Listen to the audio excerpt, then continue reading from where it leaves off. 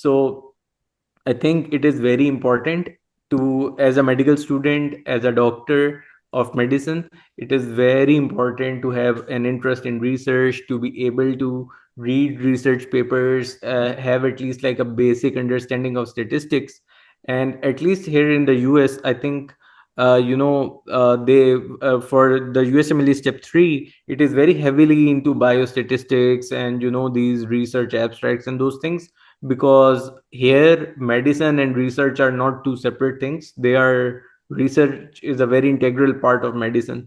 The situation is different, unfortunately, back home, and I think in other South Asian countries as well, where just to practice and progressing in your career, you don't need much research, or people get boggy research by paying journals and all these things work. So that is something that is also I want to put focus on. I have seen a lot of people paying for research acceptances, and I have a lot of people who reach out to me, like they have the audacity to reach out to me. Oh, you're working in research, you are at a research position, we can pay you this, can you add our name to this paper or any abstract you're going to publish.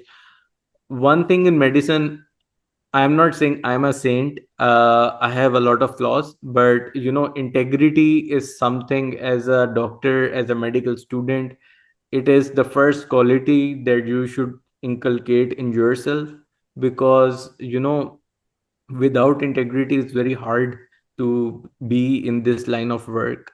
So please make sure you never get into any practice like this. Even when I had a zero research profile, I can proudly say that like I never went for any such options, even when they were very convenient, and I could actually see that like how it is going to uplift me and open doors for my career. But like I had this understanding, I had like very helpful seniors who told me that take the longer path, take the slower path, but never go for shortcuts.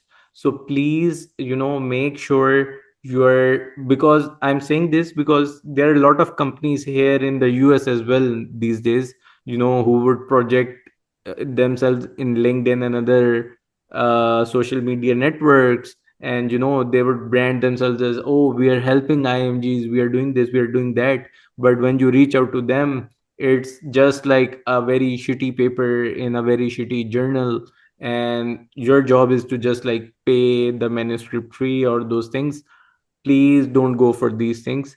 Research is very easy. You can learn and research from just YouTube and these things. And I think now even in Pakistan there are so many people who are doing such amazing work. For example, about my own college, RMC, we have RSRS, we have you guys. And I'm not saying this out of humility, I'm saying this out of facts. My juniors, who are 3 years, 4 year juniors than me, they are publishing far more impactful work than me, from Pakistan. Like they're based in Pakistan, but they're doing far more meaningful work compared to my own publications. And also, I have learned research from my juniors, some seniors as well, but I would give the credit to my juniors, like from the RSRS, from other people who were not part of RSRS, but like I have learned everything about research from my juniors. Thank you for your kind words, Abdullah. So I want to move forward and talk about brands for a bit. Yeah. Particularly, in the context of the recent administrative changes we have seen in the US, we've heard a lot of news about research funding being disrupted, grants being discontinued, prominent labs closed in some big institutions, including Harvard and Hopkins. So, do you think in all that context, a research position moving forward, is it a viable option anymore? Because a lot of people are concerned right now. So like from my understanding is this, and this is like just my sort of thinking. It is a very subjective decision. You Okay. have to consider a lot of things, but like my opinion is, you should always aspire to be at some place that has more potential for growth compared to your current circumstances, no matter how hard it is. Never settle for less. Like, this is what I have tried to follow in my life.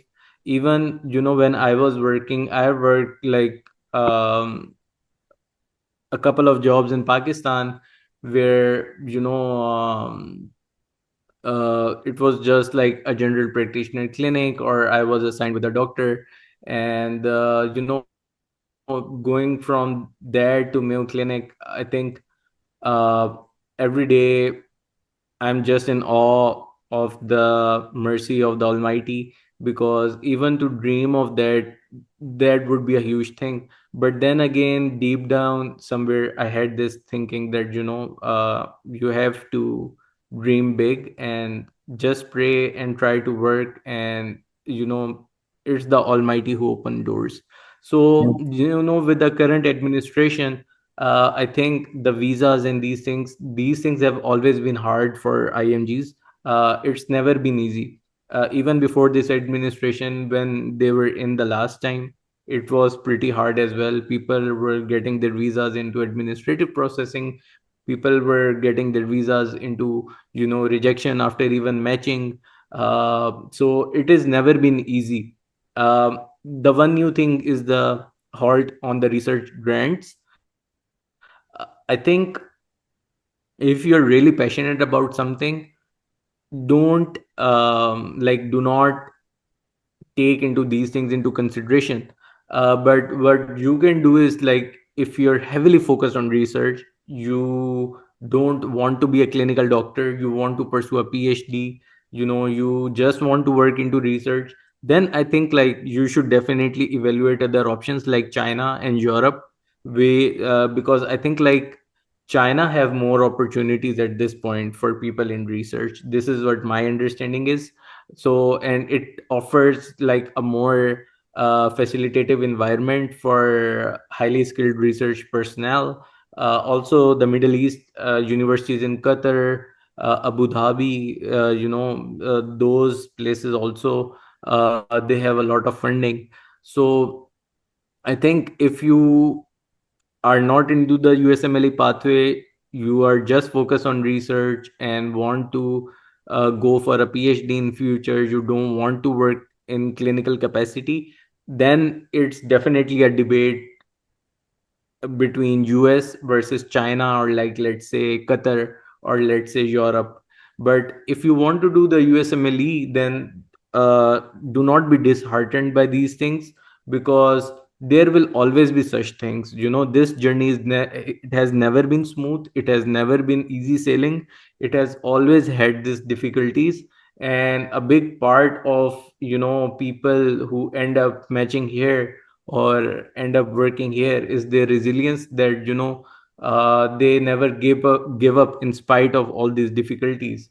So it's very common to have your visa rejected, maybe one time, maybe a couple of times. These things are very common. It is very common to have administrative delays before starting your research or starting your residency. It is a very anxiety provoking mechanism, but it is what it is, and you have to deal and work with it accordingly. Right, right. So, up till now, we've talked about the types of research positions and their value in the match. But I want to hone in more and talk about how to secure these spots exactly. So, basically, how are we supposed to approach this? Like, I'm in final year, or someone is in fourth year. How should we go about this? How should we tailor our CV so that we can, you know, look at this in such a way that we can secure these spots after graduating? So the most ideal thing would be to get into research early on in medical school. For folks who are in first year and second year, try to, get linked with your seniors in fourth year and final year who are doing research. As a medical student, even as a resident, you don't need to have like a very focused niche for your research. It's not like a prerequisite, but if you have, then it has its own benefits. For example, if you have a student who is very focused on cardiovascular research from first year, I think his trajectory is going to be very different from, like, let's say mine, uh, who isn't, like, decided on his subspecialty at this point. Whether I want to do onco, or I want to do critical care, pulm critical care, or I want to do GI. It's okay to be undecided, but like if you can decide early on and just keep working in that field, I think that's going to be very useful and very helpful. Because what happens is, medicine, it's a long, any field, like, it's a long pathway, long term gains. So as a medical student, you're maybe publishing a case report, but you are getting connected to your seniors who are doing more work. Then you start publishing like systemic reviews and meta analysis. By the time you graduate, like, you have a very good competitive profile for these positions. And the more important thing is, people in your field, like, the people in your field here in the US. If you are working in your field for 4 or 5 years during med school, you know about these people and these people know about you. So it is an easier process for you compared to people who are just cold emailing and trying to reach out to everyone, just to get a foot in. So I think these two trajectories are going to be very different. Having said that, I know as medical students in Pakistan, it is very difficult to have that kind of clarity, unless you are coming from a medical background or have a very well connected alumni, like, for example, schools like Aga Khan. But having said that, this is not a limitation. If you're just starting out in medical school, take research as a priority, and do not listen to seniors who say that, oh, you can do without research, you don't need much research, or research, you can just like publish a couple of papers and that would be okay. Please do not listen to these people. The more work you can put in your career, it is always going to benefit you. Understand this concept. Like, there is no such thing as hierarchy in medicine. If you are a medical student who has more knowledge in a particular field, who has published in, like, for example, let's say JAMA or Lancet, or who has presented his work at like ESCO or AHA or ACC. I mean, even though I might be senior to him in terms of year of graduation and those things, but like in terms of knowledge and impact, he's definitely I would someone I would look up to and I would seek guidance from. So knowledge has no limits, knowledge has no hierarchy. It's solely depends on you how much work you are willing to put in. So I had this thinking which I regret now in medical school, that I won't be able to balance research with my studies. Like, I had this stupid thinking which I regret now. And if I could go back, like, I would develop a interest in research early on in medical school. So by this time, I am more established in a particular field compared to like just starting out now. Those are my 2 cents. Okay, so now you know how to apply for these positions. Alumni networks are your biggest help. A lot of these positions are they are published on Twitter, on LinkedIn. Make sure you have a very good professional profile on both of these networks, and please do not use them for sharing memes or those things or controversial things. Make your LinkedIn and Twitter strictly professional. Never share useless stuff. Also, another thing I learned is, sometimes in this social media age, we think if we have achieved something, we can become a mentor, we can become this, we can become that. Humility always helps. So if someone would ask me about research itself, I would never try to teach you guys meta analysis or those things just because I'm a research trainee here at Mayo Clinic. The reason, because I know my mentor, who is so more knowledgeable and well established in his field. And if you have resources from him that is publicly available, how can I compete or compare those with mine? Like, I would just refer you to his work that you can look up to. I would refer you to some other attending's work on YouTube that is publicly available as well, solely for the reason because they know better and better than me, and you would probably benefit from their expertise compared to mine. So this is also a concept. Do not try to be a guru on social media, because I'm sharing these things from my experiences. Because at one point, I think, like, my social media used to be like this, but then I got a feedback from one of the attendings I look up to, and he said that, like, this thing isn't good because it shows that you are cocky or arrogant enough to think that you have achieved something, so it limits your growth. Always have this thinking that, whatever you're doing or whatever you're achieving, there is someone who is doing it better than you. Your job is not to showcase or show off your achievements. Your job is to learn from them, and when you are at that point, learn from people who are better than that level, and keep going on. That's how you progress. So this was something about social media. Also, another way you can apply for these positions is, if you're working with research, you're working with a senior mentor, tell them about your situation, be very clear so they know about your position, and they can also help you connect with someone who might have a spot. So a lot of these things, networking is a very big help. It always helps to network. Never stay restricted or focused to, like, let's say, your medical school or your city or your country even. We are living in the internet age. It is very easy to connect with like-minded professionals in your field. So try to broaden your horizons and your professional network as much as you can, and definitely, it will help you getting into these positions.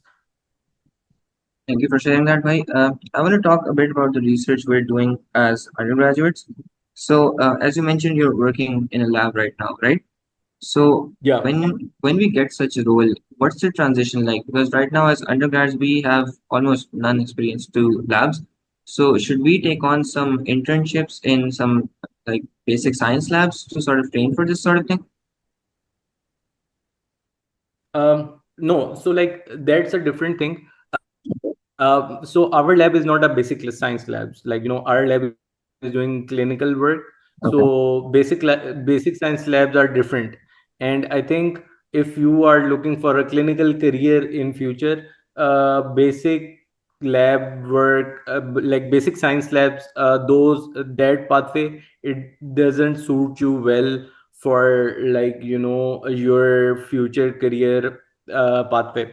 The reason is that because those people, they do like bachelor's, then master's, then transition to PhD and academia, but they're not very, and some of them, uh they never, like, go to med school formally.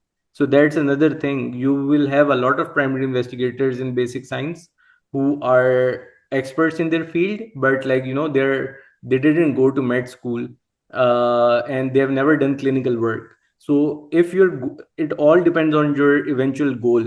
If you eventually want to go into clinical medicine, then, working at a basic science lab, I think, if you're getting a paid spot, maybe it can, help in your CV, but it doesn't make much sense, at least as an IMG. So you should always be linked or working at a clinical lab.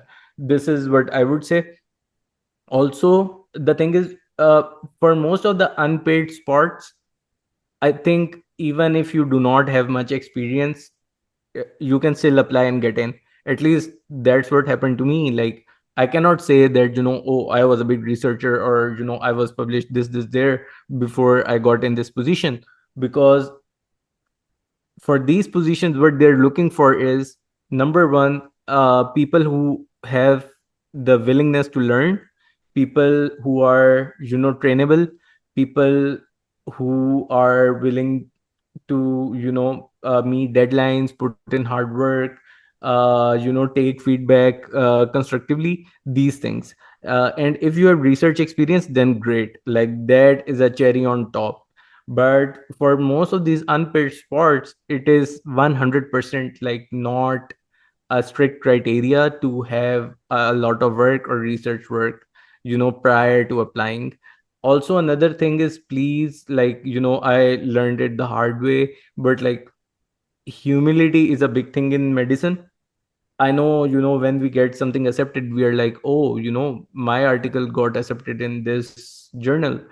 Wow, that's a huge thing. And you try to overshare or, like, inflate those things in your CV during your interviews. But when you are interviewing before these people, and the kind of work they have done, the kind of outcomes they have achieved, you know if you say, I don't know nothing, please teach me everything, that is going to be far more useful than saying, oh, I graduated from this, I have step scores in 290s, and, like, I have published here, I have presented here. Because um obviously, if you have done this kind of work, you should definitely include those things in your CV. But when you're talking to a mentor, or when you're talking to an attending, like, please, like, humility goes a long way. Because whatever we manage to achieve in this life, there will always be people who have achieved more, and there is always an opportunity for us to learn more and get better. So this is something for the interviews. So, like, for my interview, I was asked about my two meta-analysis that have been published at the ACG. So I made sure that I know the in and out of my published work. So I was able to answer questions about that confidently. Also, I made sure that I read about the work my lab is doing, and asking thoughtful questions about their work. So these things, if you get an opportunity for an interview or prospective interview, like, these things help a lot. Being well prepared, knowing about the work of your primary investigator, knowing about the work the lab is putting out, their recent papers, the conferences they like to target, and portray your career path in a way that how you can help them and how they can help you in achieving their goals. Thank you for sharing that, Vai. I also want to briefly talk about the current research landscape in Pakistan, particularly with respect to student research, because we've seen a lot of emphasis on the numbers of papers published, right? We talked about this earlier as well. Students are just learning meta analysis techniques and publishing as much as they can, even crossing authorships in some cases. So should all this be like encouraged? Because this is kind of killing original research, right? Particularly when people are tending to apply to research positions abroad, or when they're going for the USMLE, they're just publishing one meta-analysis after the other in no impact journals. Hmm. So how do we sort of address this issue right now? you know you learn these things from exposure. But then again, what I have learned is, uh, having less work but being published in a good journal, it is more important than having 40 publications in a shitty journal. And you will come across many people in Pakistan who would say, oh, they don't look up the kind of work you have done, they look at the number of publications you have. I And see even if posts you are like, every day let's where say, they're like, we had 40, 50 abstracts accepted for yeah, this conference. And you're yeah. like, how did you even do that? So this is what, like, I'm trying to say. Because when you are talking to program directors, when you are talking to, like, people who are running their own labs, these people, like, they cannot be fooled. Like, they have been doing this work for their whole lives. They can spot something shady, they can spot something unethical. So make sure that your work, it is up to the highest academic integrity in terms of everything, even if it takes you 2 years to publish that. This should be a priority, instead of, like, oh, we can just write a paper and get it published in 4 months. Then research is not the pathway for you. Because, like, this is what I have learned during my journey. Like research is a very patient process. Like you need a lot of patience for this, because to have that kind of impactful work, it cannot be done overnight or in a couple of weeks. It takes a lot of human effort. It takes a lot of checks before you submit into a good journal. They have a very strict criteria and those things. So make sure that even early on, I'm not saying that as a medical student you should aim for JAMA. I mean, you can 100%, 100% you can. But like at least try to go for journals with a good reputation.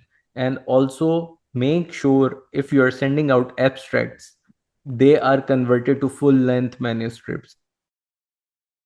This is very important. If you have abstract at a meeting and none of them has been published to a full manuscript yet, this is a red flag in your CV. This is what I have been told, like by my mentors here in the US. Because it shows that you pulled out something in a hurry, or you were not dedicated enough to complete the project. So these things, they go against you rather than going in your benefit. So make sure whatever you're working on, whatever you're working at, whatever the people you're working with, highest levels of academic integrity, morals, these things are very important. Do not go up, like for example, I would just uh, say curious. So I mean, I was at a point in my career when, I was so desperate for publications. I was talking to my friend and I was like, oh, we are getting rejected from every journal and we have such a good paper. Just send it to Curious, so at least like I can have it in my CV.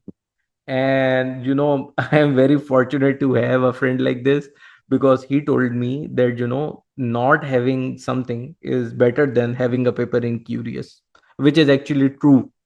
People would judge you for getting your research published in Curious. This goes against you in the interviews here in the US. Always aim for good journals, journals who have standards, journal who have like a sort of process to filter out work. So never go for hurried publications. This is what I would say. And also never get into the rat race. For example, if after 4 years of work you have only one paper, but that paper is like a policy guideline published in Lancet, that means far more than 400 useless publications. This is a fact. Quality always trumps over quantity. So always focus on meaningful work. Work with mentors who are trustable, who are reliable, and who have integrity. Do not work with people who say that, oh, all of us can work and we will get out a publication in 2 days, 3 days, 4 days. These things come back to haunt you. They are not going to help you in your career.